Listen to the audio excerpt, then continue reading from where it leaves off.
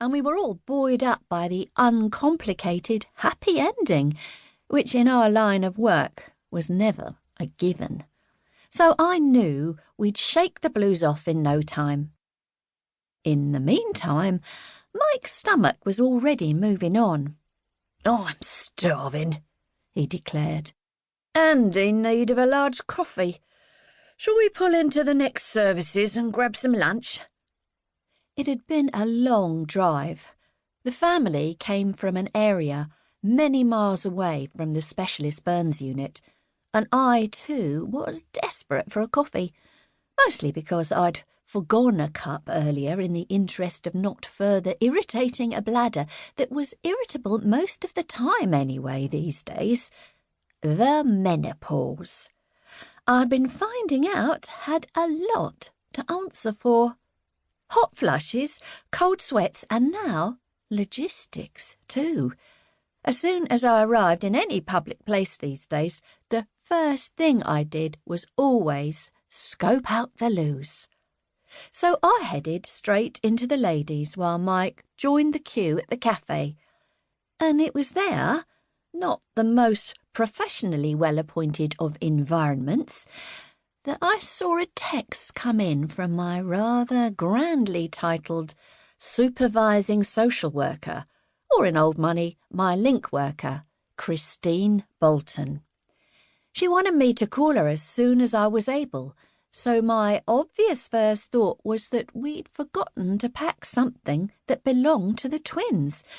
But running through a mental checklist, I was sure that we hadn't. The next thought, equally obvious, was that she had another child for us, but I brushed that aside too, because there was no way it would be that. It had only been hours, after all, since we'd signed off on Annie and Oscar. No supervising social worker could want that much blood out of a stone, could they? Plus, she knew we had a lot on the family plate anyway, with a new Watson grandchild on the way. "She'll be just checking in," Mike suggested when I joined him in the queue and wondered aloud what she could want to speak to me about. "Asking how it all went and so on. I'll tell you what, here's a good idea, Case. Why don't you phone and ask her?" With no tea towel immediately to hand, I couldn't flick him with one. "That's exactly what I was about to do," I huffed, and duly did so. Even Christine's soft, relaxed Liverpool accent couldn't disguise the urgency in her voice. "Casey, you're going to have a few choice words for me," she guessed correctly. "I mean, I imagine you've not even had time to strip the beds yet, but—" "Seriously?" I asked, revisiting my thoughts on blood and stones. "We're not even back home yet. You need us to take someone else? Like, right now? Tonight?" Mike stared, open-mouthed, eyebrows arched up into his hairline. "I'm so sorry," Christine said. "And you know I would never ask if there'd been absolutely anybody else." I thought. Where had I heard that before? Was the ghost of John Fulshaw, very much alive but no longer my colleague, wafting around somewhere in the motorway services?